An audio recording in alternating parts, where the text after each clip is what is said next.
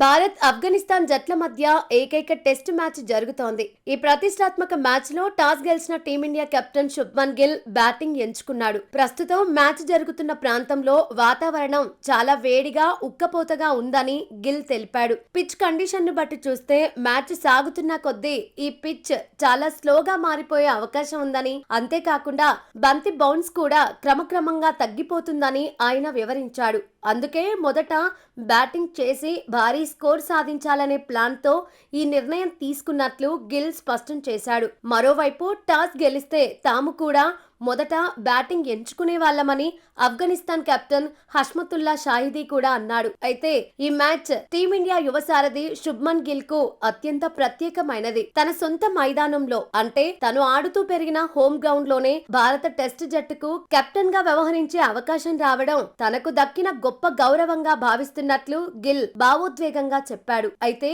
ఈ మ్యాచ్ కోసం ప్రకటించిన తుది జట్టులో స్టార్ ఆల్రౌండర్ నితీష్ కుమార్ రెడ్డి లేకపోవడం అభిమానుల్లో పెద్ద చర్చ నడుస్తోంది. దీనిపై కెప్టెన్ గిల్ స్వయంగా క్లారిటీ ఇచ్చాడు. నితీష్ కుమార్ రెడ్డి ప్రతిభపై తమకు ఎలాంటి సందేహాలు లేవని, అయితే వరల్డ్ టెస్ట్ ఛాంపియన్షిప్ సైకిల్ ను దృష్టిలో ఉంచుకొని భవిష్యత్తు సిరీస్ల కోసం ఒక పక్క టీమ్ కాంబినేషన్ ను సెట్ చేయడమే తమ ప్రధాన లక్ష్యమని చెప్పాడు.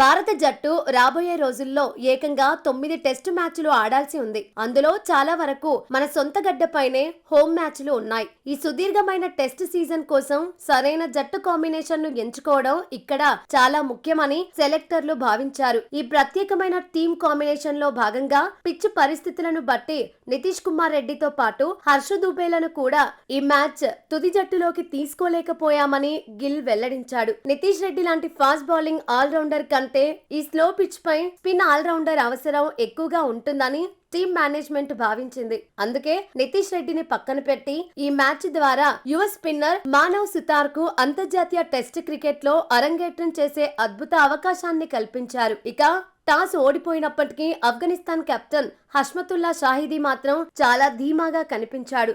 టాస్ అనేది తమ చేతుల్లో లేని విషయమని, తాము గ్రౌండ్ లోకి దిగి మంచి క్రికెట్ ఆడటం పైనే పూర్తి ఫోకస్ పెట్టామని అన్నాడు.